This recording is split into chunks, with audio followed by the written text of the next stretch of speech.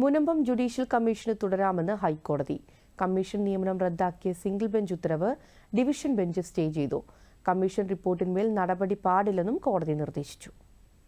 മുനമ്പം ഭൂമി പ്രശ്നത്തിൽ സർക്കാർ നിയോഗിച്ച ജസ്റ്റിസ് രാമചന്ദ്രൻ കമ്മീഷന് പ്രവർത്തനം തുടരാമെന്ന് ഹൈക്കോടതി. കമ്മീഷന്റെ നിയമനം റദ്ദാക്കിയ സിംഗിൾ ബെഞ്ച് ഉത്തരവിനെതിരെ സർക്കാർ നൽകിയ അപ്പീലിലാണ് ഡിവിഷൻ ബെഞ്ച് ഉത്തരവ്. അതേസമയം കമ്മീഷൻ റിപ്പോർട്ടിന്മേൽ നടപടികൾ എടുക്കരുതെന്ന് chief justice Nitin Jamdar, S Manu എന്നിവരടങ്ങിയ ബെഞ്ച് നിർദ്ദേശിച്ചു.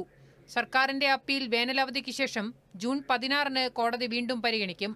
സ്റ്റേ ലഭിച്ച സാഹചര്യത്തിൽ കമ്മീഷന്റെ പ്രവർത്തനങ്ങൾ പുനരാരംഭിക്കുമെന്ന് നിയമമന്ത്രി പി രാജീവ് പറഞ്ഞു.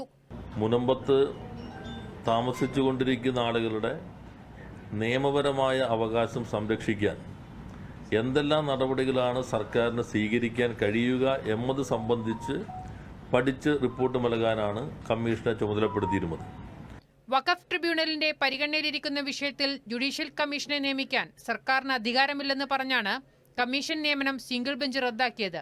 നിയമവശം പരിശോധിക്കാതെയുള്ള സർക്കാർ നടപടി യാന്ത്രികമാണെന്നും കോടതി വിമർശിച്ചു.